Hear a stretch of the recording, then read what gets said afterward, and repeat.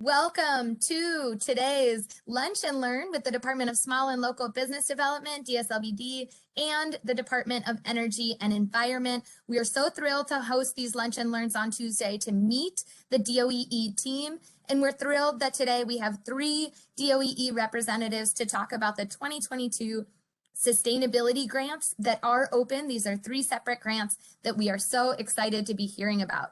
So I am going to pass it off to Brenda Perez from the Department of Energy and Environment. Thank you, Brenda. Thank you, Caroline, and thank you to the LDCB team for having us here. I'm a huge, fan of when sister agencies come together to do collaborations like this. So I'm glad that we can talk to you guys today. And yes, today we're going to be talking to you about 3 potential grant opportunities. And this is a very brief agenda. We're going to do a little bit of introductions of your points of contact for each of these grants. We'll give you a little bit of background information on how these grants came together. We'll talk about the specific grant program areas, and then we'll leave some time at the end for questions and answers. So to begin the introductions, my name is Brenda Perez. I work for the DC Office of Urban Agriculture, and I'll be talking specifically about the District Urban Agriculture Small Award Program. And I'm going to pass it to Sonia. Hello, everyone. My name is Sonia, and I am with the Watershed Protection Division at the Department of Energy and Environment, and I will be talking a little later in the presentation about the Ditch the Disposables program for foodware and food waste. And hi, everyone. My name is Stefan Roja. I'm with the DC Department of Energy and Environment, working on our new donation and reuse program, which includes the grants that we'll talk about today. Awesome. Thank you, guys. Next slide. Awesome. So just a little bit of background information. This is a collaboration between the Department of Energy and Environment and the Chesapeake Bay Trust. And we awarded the Chesapeake Bay Trust to implement a series of small and accessible sustainability grant programs. And the Trust is a nonprofit grant-making organization dedicated to improving the bay, streams, rivers, forest parks, and other natural resources in our local system in the Chesapeake Bay. And they specifically excel because they have an expertise in doing grants, and they are able to offer capacity building workshops. So, and their application system is pretty accessible, and they offer lots of technical support. So this is a collaboration between us two, and yeah, that's what I'll say for the background information. And then I'll start off by talking about the District of Columbia Urban Agriculture Small Award Program. And this is the second year that we're offering this program. The Office of Urban Agriculture was established in 2020 officially when we selected our Urban Agriculture Director, Kate Lee. And we were able to launch this grant program last year. And if you can go to the next slide.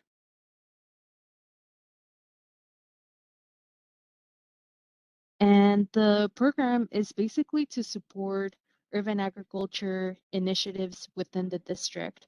And we specifically focus on supporting district farms, and that's any property in the District of Columbia that is used for the growing, cultivation, processing, and distribution of crops for profit, not for profit, or for educational purposes. And the goals for this grant specifically is to increase food, crop production, processing, and distribution at an urban farm, or improve distribution access to fresh foods in food insecure communities in the district, which specifically it's Ward 5, 7, and 8. Construct facilities that enable agricultural education for DC residents, accelerate businesses and production capacity for socially disadvantaged farmers.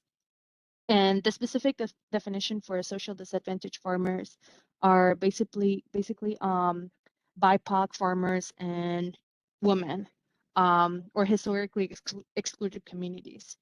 And the last goal is to advance sustainable urban agriculture efforts in the district. So this can be operations, infrastructure, education opportunities. Basically, we want you guys to be creative, but as long as we're advancing some of these goals. And then the next slide. I'll share the link on the chat of where you can apply to get this RFA. But basically, who we are looking for are nonprofit organizations. You could also be a faith-based organization, universities, schools, or educational institutions, and private enterprises or small businesses, which is why we decided that this would be appropriate to do with you guys. And the only thing that we ask is that organizations must be physically located in the District of Columbia, and they have to be for the benefit of district residents. And for our awards, applicants can apply for up to $10,000. And the deadline is Thursday, May 19th at 6 p.m. And if you have any questions, you can contact me. Here is my email. And I also put my phone number, so you can call me or text me with any questions that you have. And we also do have a CBT or Chesapeake Bay Trust person that can answer any questions that you may have in regards to the application itself, or if you have any problems uploading any documents, that's the person that you should contact, Carlton Burns, who's really amazing at what he does. But yeah, so this is a brief introduction of the Urban Agriculture Small Award Program. And next, I'm gonna pass it to Ditch the Disposables for Sonia to talk about this program. Hey, thank you, Brenda, and also thank you, DSLBD, for organizing this opportunity for us to share these 3 grant programs. So I'll be talking about the Ditch the Disposables program. So Ditch the Disposables was created by the Zero Waste Act, next slide please, to reduce the amount of food service waste at food serving entities throughout the district. So this includes not only restaurants and coffee shops, but also places like nonprofit organizations and houses of worship that regularly serve food, as well as mobile vendors, caterers.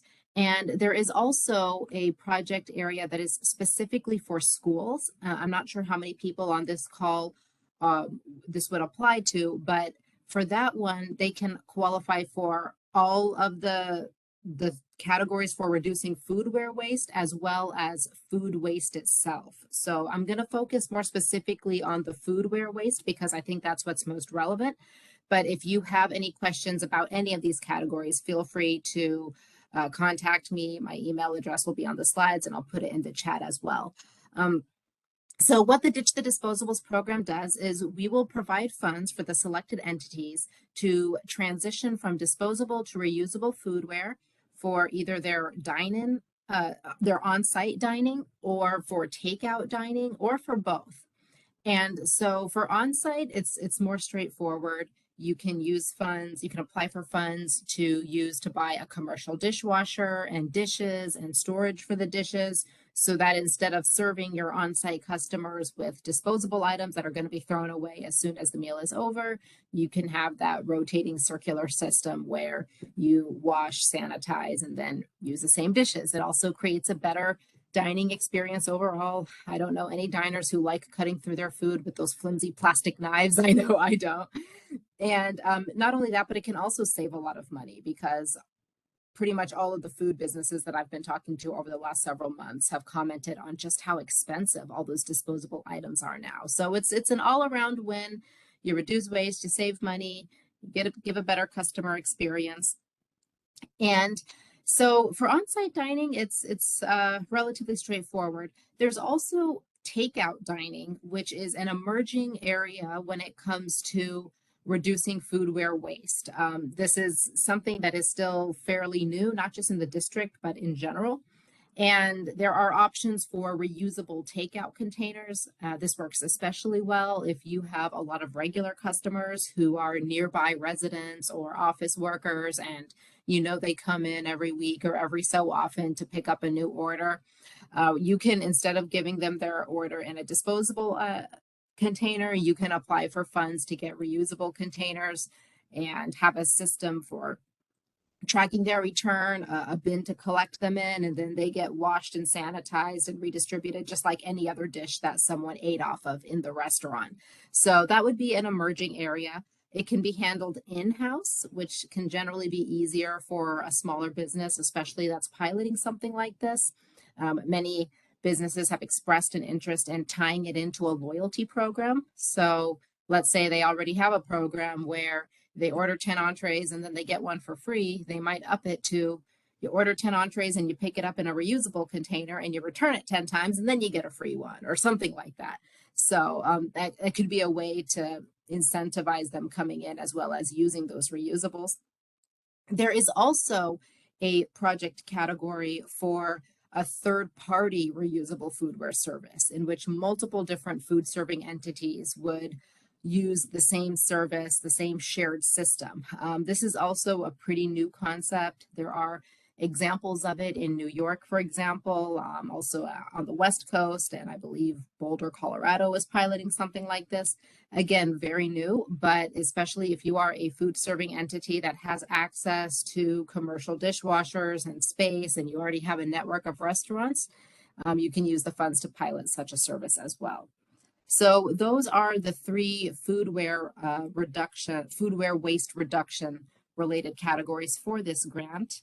Next slide, please. So as for who can apply, it's pretty broad. Food serving entities, that's what it sounds like. Restaurants, cafes, pretty much any place that serves food to the general public, whether you are a public or a private entity. Houses of worship, nonprofits, all of them qualify. If you have any questions about your eligibility, yeah, I see there's a question about churches, faith-based organizations. Absolutely, especially if you serve food on a regular basis. We've had a lot of interest from faith-based organizations. And you can apply for up to $25,000, and that is regardless of how many project areas you apply to. So if you want to make a transition for on-site and for takeout dining, 25 is your max for both. But if you wanted to do just one or the other, it's still 25,000 as your max. And even, we set it at that to accommodate the different types of projects people might want to carry out. But it will be important in your application that you justify your proposed budget, and it has to be in line with the scale of your operations and capacity limits. That'll be important as well. So our deadline is Friday, May 6th at 6 p.m. and the application is through the Chesapeake Bay Trust's online system. If you have any questions, whether it is a technical application related question or just a general programmatic, hey, this is my idea, is this actually something I can apply for? Please reach out to us. We're happy to help. I see a question, could a small business apply for a grant for a new dishwasher? That is a great question. So if you are a small business, like a restaurant, for example, and you already use reusable foodware for your on-site dining, you are not eligible for that particular category because you wouldn't be transitioning from disposables to reusables if you already use reusable for on-site dining. You are, however, eligible for the other categories. And what I found is it's the businesses that are already using reusables for their on-site dining that are more motivated to try it for takeout because they're already committed to making their operations as sustainable as possible. So that is all outlined in the request for applications, the limitations for each category. So please read through it, or if you have any specific questions, feel free to contact me. My email address and number is on the slide, or you can contact Lindsay Brubaker at the Trust. Her email and number is on the slide as well. And again, as I know some of you might be watching this as the recording and you can't ask questions in the chat, so feel free to send me an email if you have any questions.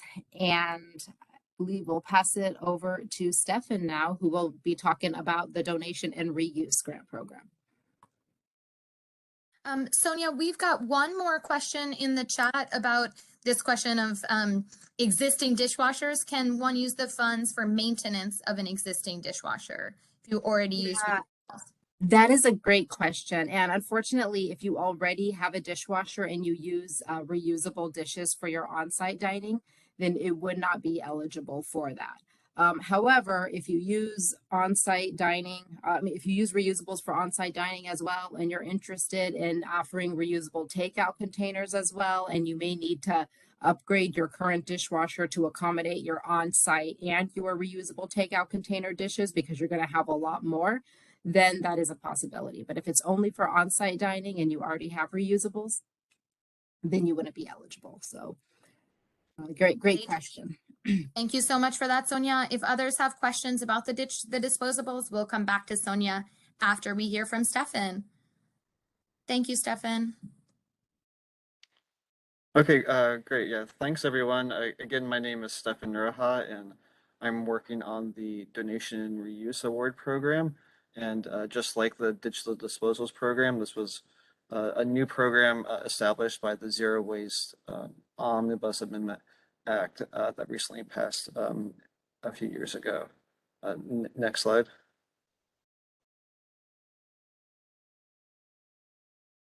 So the Donation and Reuse Award program will provide funding to projects, programs, services, outreach and education that increase waste diversion from landfill and incineration through donation and reuse.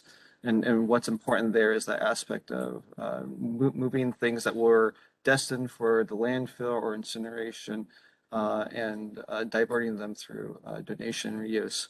This can be used to fund new, expanded, or continuing programs or services such as site drop-off for donations, pickup services related to donation and reuse, food rescue, events such as a fix-it event or a clothing swap event or other kind of swap event, or repair services for items that are broken. As well as entities can use the funding to perform outreach and education on best practices around donation and reuse and current donation and reuse opportunities. Next slide. Like the two previous award programs before me, apply through the CBT's website, which is listed there. Many different entities can apply, from nonprofit organizations, faith-based organizations, government agencies, university and educational institutions, and private enterprises. One thing is this program will allow entities outside of the district to apply, but their application needs to show that their project or service or scope of their proposal is serving district residents or businesses or other entities located in DC.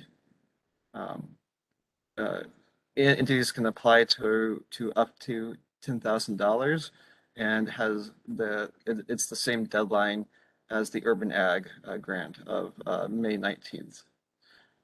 My information is down below, as well as the CBT program manager, Riley Kennedy. Feel free to reach out to either one of us if you have any questions.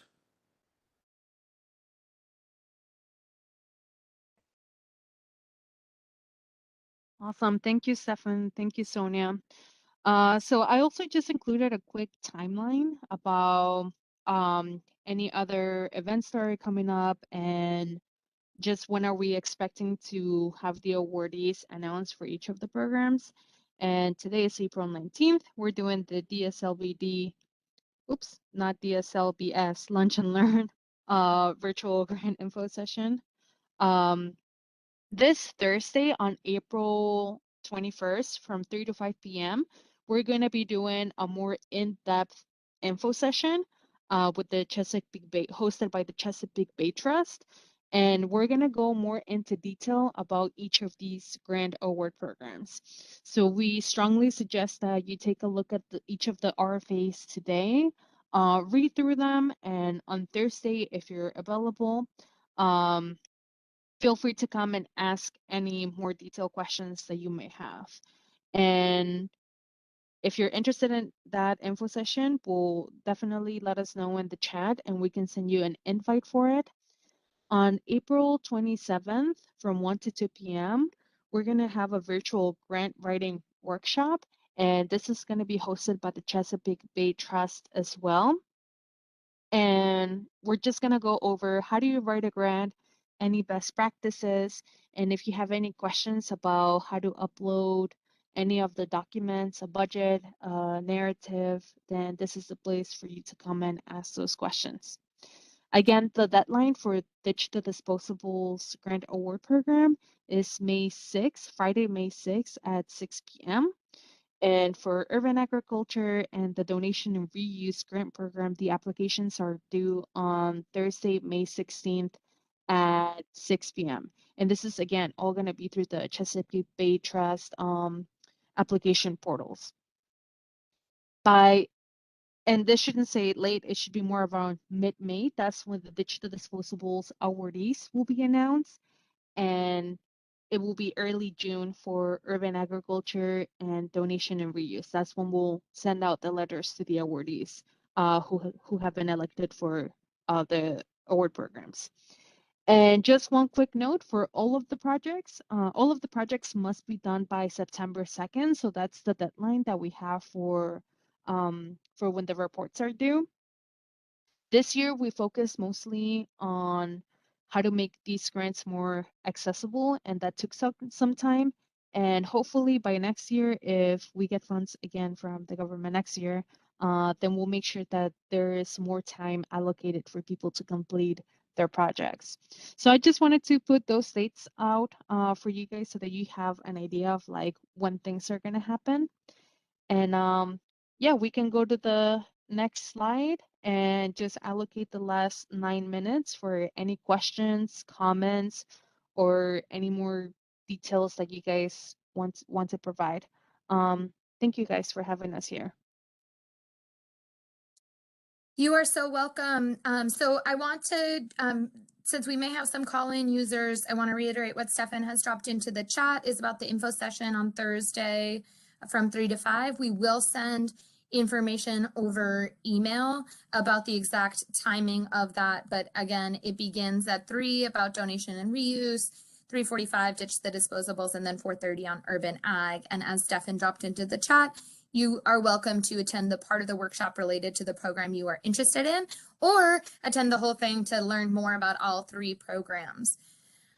I did see a question in the chat asking us to go back to a prior slide. And so I want to know if Uptown Main Street, if you want to drop in what your question was around so that I can make my way back there. Other than that, I think we've answered questions as they've come up. If you do have other questions, please do drop them in the chat. And I'm going to go back to this prior slide because Najwa asked about the deadlines. On the Ditch the Disposables is due Thursday on May 6th, which is a Friday. And then wondering if we can confirm on the urban agriculture and the donation and reuse grants. Najwa says in one place she saw the 19th. On this slide, it says the 16th. I am so sorry. Our application is due May 19th. So sorry about that. Before we post the slides on the website, we'll make sure that I correct that date. Sorry about that. Thank you for catching that. Okay, great. So Najwa, thanks for that question. And is this the slide that folks wanted to see again, or was there another one that folks had referenced? If the folks from Uptown, I'm gonna send you an invite to unmute yourself and just ask.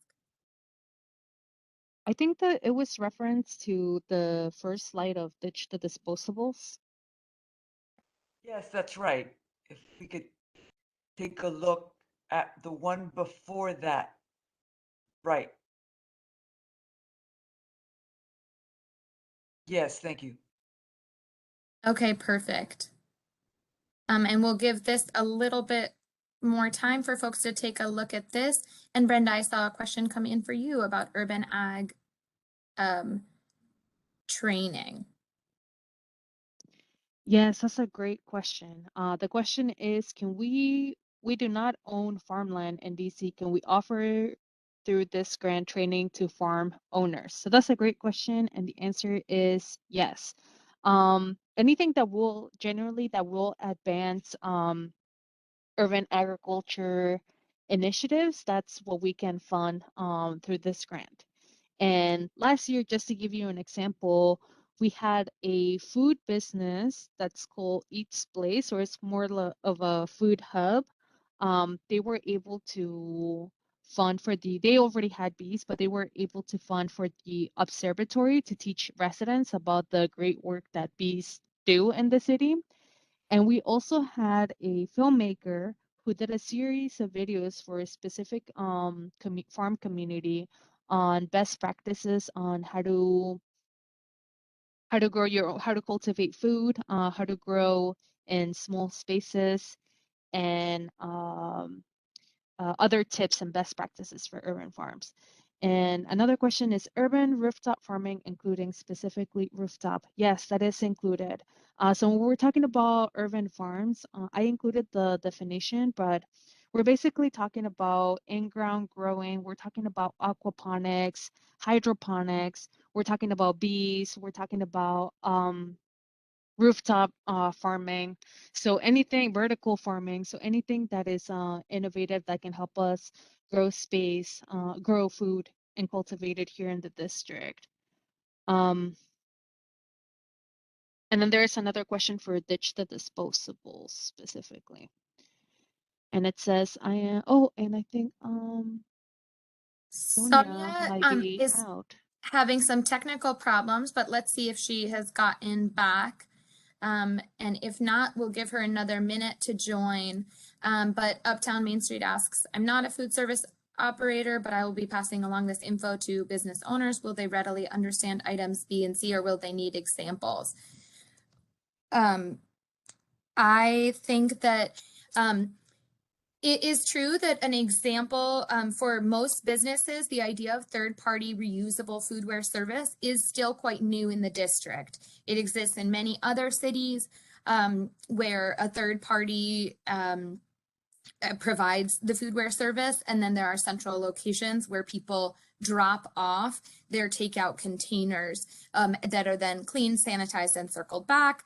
And then option C, again, the example being that Sonia shared earlier, reusable foodware for takeout that would then be returned and reprocessed as perhaps a part of as a part of a loyalty program. It sounds like Sonia's back on.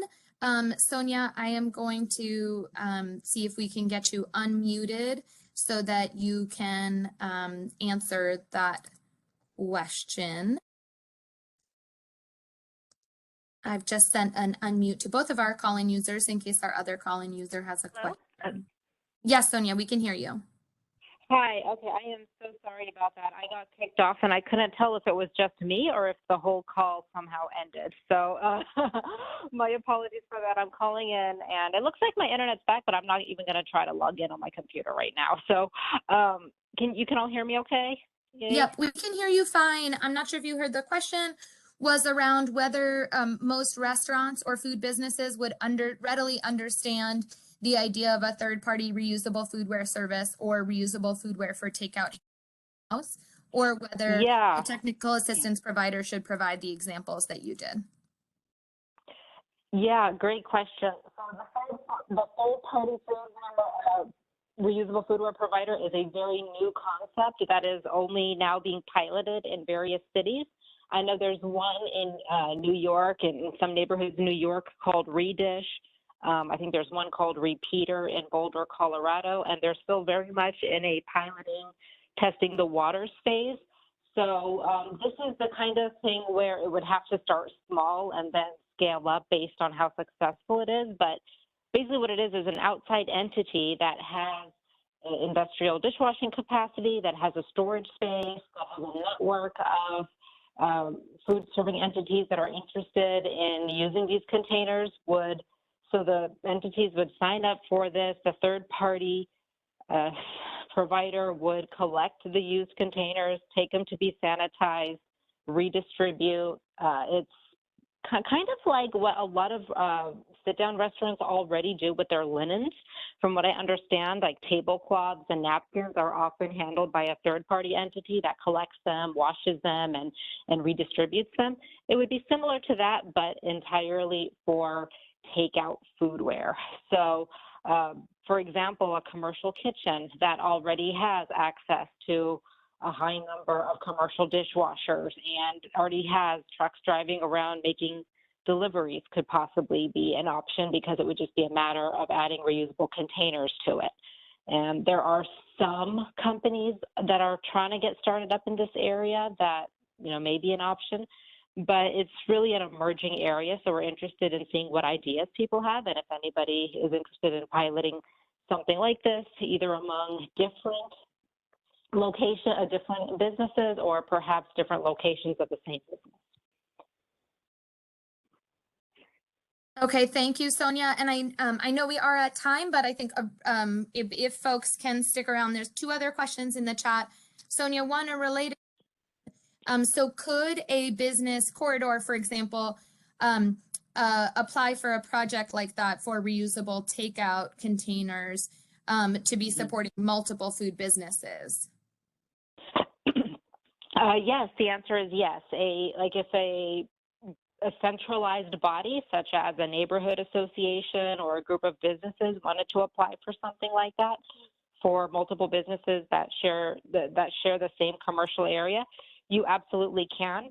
The only thing is, if you are not a food serving entity yourself and you apply for this grant, you would need to submit a letter of support from the food serving entities that are going to be part of this project, to show that they are aware of it and that they're on board. So if you are, let's say you are a Main Street and you want to apply to implement something like this for a group of restaurants that are among your membership, those restaurants, even if they're not the ones applying, doing the paperwork, they would still need to submit letters of support to say, yes, we agree with this and we're going to implement this project jointly.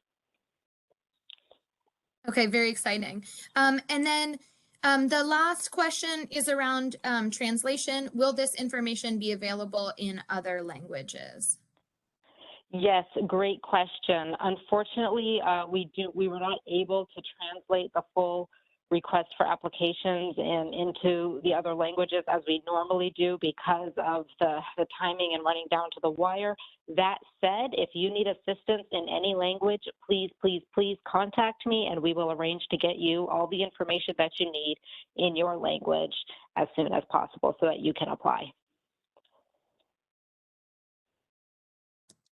Great, thank you for that. And again, you can email any of the contacts. We will again be sharing the slides as well as the contact details and the links that have been dropped into the chat in the follow-up email, as well as the recording and the updated date. But I want to thank everyone from DOEE for joining us. If you do have further questions from this session, you can send them overall to our ed address. That's our team at DSLBD. And we will make sure they get to the right person at DOEE. But I am going to bring us back to our very first page as I stop our recording and ask everyone in joining me in a virtual round of applause for our speakers from DOEE who were able to join us to share so much information about their very exciting grants. Thank you.